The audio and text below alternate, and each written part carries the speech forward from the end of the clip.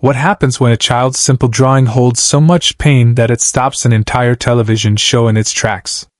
8-year-old Emma walked onto the Reading Rainbow set clutching a piece of paper folded so many times it had begun to tear at the edges. When LeVar Burton opened it, his hands started to shake. The studio fell silent. The cameras kept rolling, but nobody was watching the script anymore. What Emma had drawn would change Reading Rainbow forever. ***. It was a Tuesday morning in 1989. The Reading Rainbow studio buzzed with its usual energy. Children sitting cross-legged on the floor, their faces bright with anticipation, crew members adjusting lights and checking sound levels. LeVar Burton sat in his chair, the day's book resting on his lap. The Giving Tree, by Shel Silverstein. The show had a rhythm, a comfortable flow that LeVar and his crew had perfected over years. Children would arrive, sit quietly during the reading, maybe answer a question or two, and then the taping would wrap. It was structured, predictable, safe. Emma had arrived that morning with her grandmother. The producers noticed her immediately, not because she was loud or demanding attention, but because of how small she tried to make herself. She sat at the very back of the group, shoulders hunched, clutching a backpack that seemed too big for her thin frame. Her grandmother spoke quietly to one of the producers. "She hasn't spoken much since it happened. But she loves books. She used to love books." The producer nodded sympathetically but didn't press for details. Children came to Reading Rainbow from all kinds of situations. The show was meant to be a refuge, a place where stories mattered more than circumstances. But nobody knew that Emma had been carrying something with her for 6 months. Something she had never shown anyone. ***. LeVar began reading. His voice, warm and familiar, filled the studio. The children leaned in, captivated by the story of the tree that gave everything to the boy it loved. Emma sat motionless, her eyes fixed on LeVar but somehow looking through him, as if seeing something far away. Halfway through the book, LeVar did what he always did. He paused to connect with the children. "Have you ever had someone in your life who gave you everything they had? Someone who loved you that much?" Hands shot up around the room. Children eager to share stories about parents, grandparents, teachers. LeVar smiled, calling on a boy in the front row who talked about his mom making his favorite breakfast every morning. Then, without thinking, LeVar's eyes found Emma. She wasn't raising her hand. She wasn't moving at all. But tears were streaming down her face, silent and steady. LeVar closed the book. The room fell silent. ***. He stood up slowly, forgetting the cameras, forgetting the script, forgetting everything except the small girl in the back who was crying without making a sound. He walked across the studio floor, knelt down beside her, and simply waited. The crew froze. This wasn't in the script. The director looked confused, hand hovering over the headset, unsure whether to call cut. But something in LeVar's posture told everyone, "Don't stop. This matters." "Hey," LeVar said softly, his voice barely audible to the children sitting nearby. "Are you okay?" Emma shook her head. Slowly, with trembling hands, she reached into her backpack and pulled out the folded paper. She held it out to LeVar without looking at him. He took it carefully, as if it were made of glass. The paper was worn, creased from being opened and closed countless times.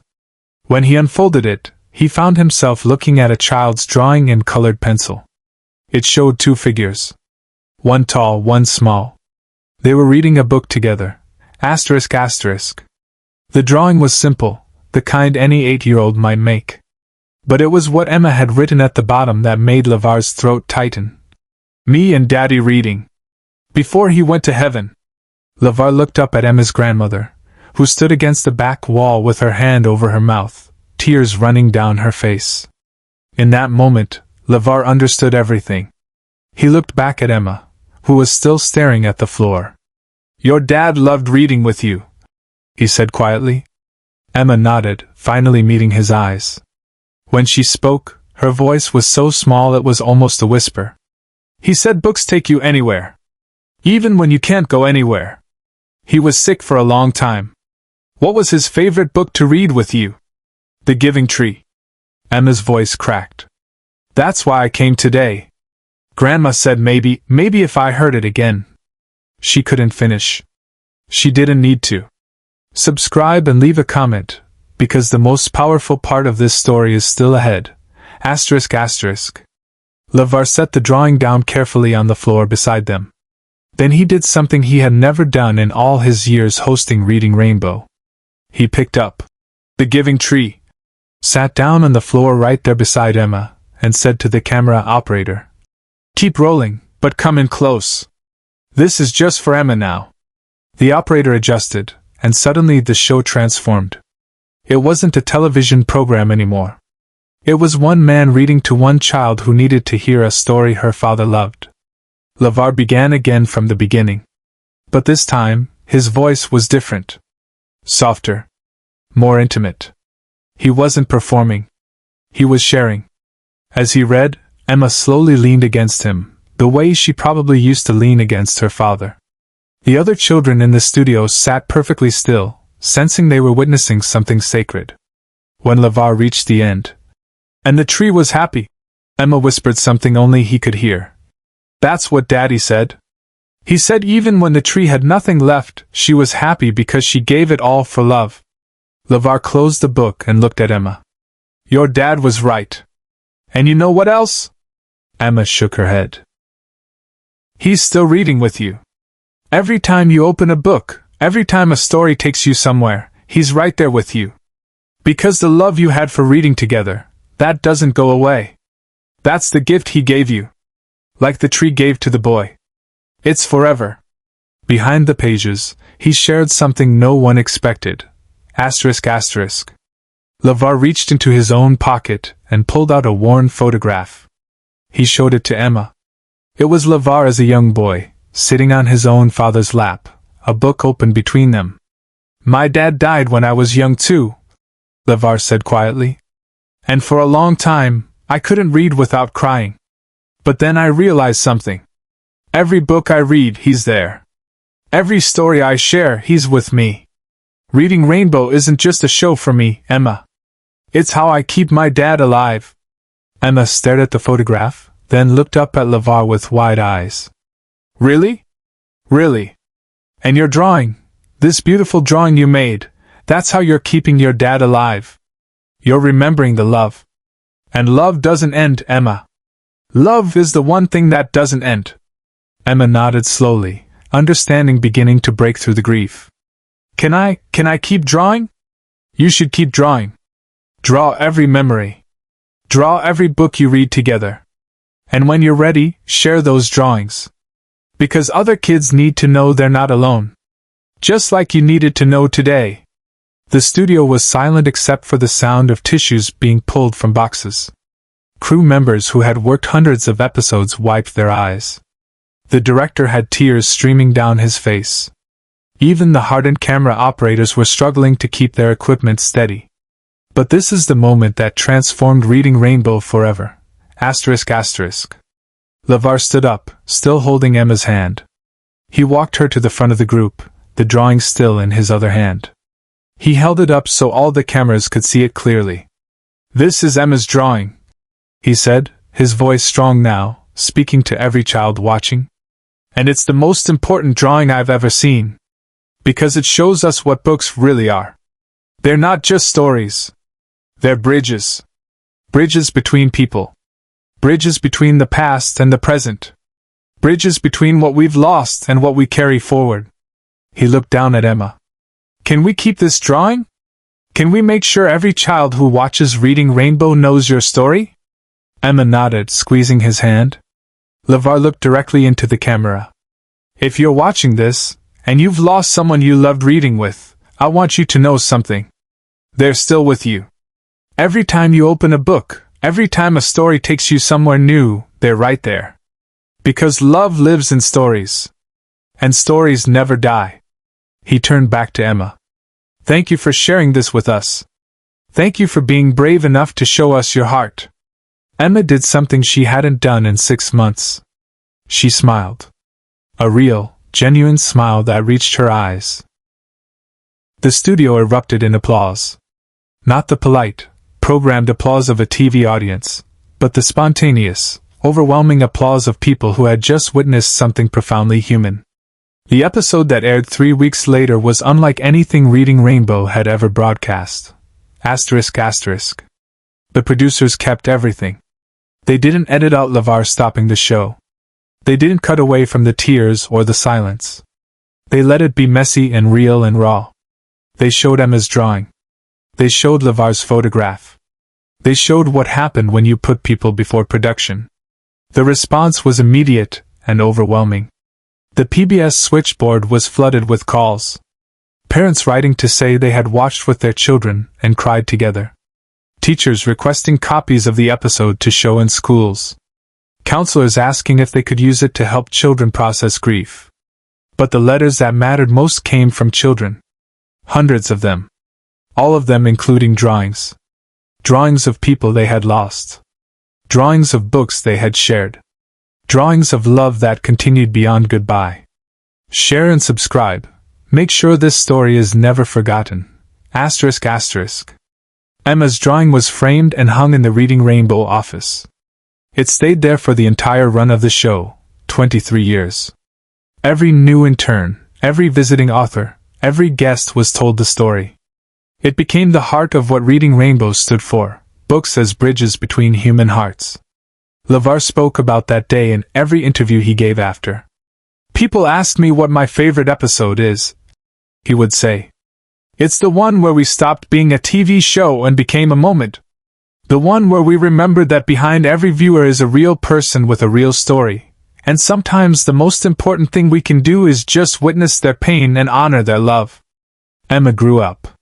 She became an art therapist, working with children who had experienced loss. In every session, she used books and drawing, teaching kids that their grief could become art, and their art could become healing. On the final episode of Reading Rainbow in 2006, Emma returned to the show. She was 25 years old, a professional now, but when she walked onto that familiar set, she was 8 again, holding her father's memory in her hands. LeVar was waiting. He had kept the original drawing safe all those years. He returned it to her on camera. "You changed this show," he told her. "You taught us what it really means to share a story. It's not about performance. It's about connection. It's about seeing another person's heart and saying, 'I see you. Your pain matters. Your love matters.'" Emma, now grown but still carrying that same tender vulnerability, said, "You gave my father back to me that day. Not his body, not his voice, but his love. The part that mattered. The part that lasts." They read The Giving Tree together one more time. Two people, sitting on the floor, sharing a story about love that gives everything and asks nothing in return. And as the tree was happy at the end of the story, so were they, because they had given each other something that would last. The understanding that love never truly ends, it just changes form. It lives in stories. In drawings. In moments when someone stops everything to say, "You matter. Your grief matters. Your love matters." And that truth is a gift that keeps giving, long after the cameras stop rolling. ***. Years later, when PBS launched a documentary about Reading Rainbow's legacy, crew members who had been in the studio that day called it the most important moment of their careers. The camera operator spoke with emotion. "I've filmed presidents and celebrities. But that day, watching LeVar sit on the floor with that little girl, that was the day I understood what my job was really for. Not to capture performance, but to witness humanity." Emma's grandmother gave her own interview. "When we walked into that studio, Emma hadn't smiled in 6 months. She barely spoke. LeVar didn't just read her a story that day. He gave her permission to remember without breaking. He showed her that love doesn't die when someone dies. It transforms." The impact rippled far beyond that one episode. Reading Rainbow began incorporating more moments of genuine human connection. They invited children to share their stories, their drawings, their emotions. The show evolved from a program about books into a program about the human experiences that books help us understand. Teachers across America began using Emma's story in their classrooms, not just to teach about grief, but to teach about empathy, vulnerability, and the courage it takes to share your heart. The drawing itself became iconic. Museums requested to display it. The Smithsonian wanted it for their collection. But LeVar always said no. "It belongs to Emma," he insisted. "And it belongs where it mattered, where every person working on this show can remember why we do this work." On the 20th anniversary, Emma returned for a special reunion. Now 28 and a successful art therapist, she sat with LeVar on the recreated set. "You taught me that grief doesn't have to be the end of the story," Emma said. "You showed me that love is the story. And stories about real love, those are the ones that save us."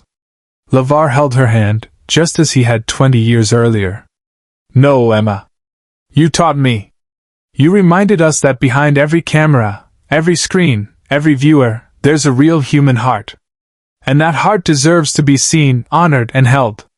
The special ended with footage from that original day, LeVar and Emma on the floor, reading together, surrounded by the sacred silence of children who understood they were watching something important. The camera pulled back slowly, showing the entire studio, crew members with tissues, witnesses to a moment when television became more than entertainment. It became a mirror held up to our shared humanity, reflecting the truth that we all need someone to sit with us in our pain and remind us that love never truly ends.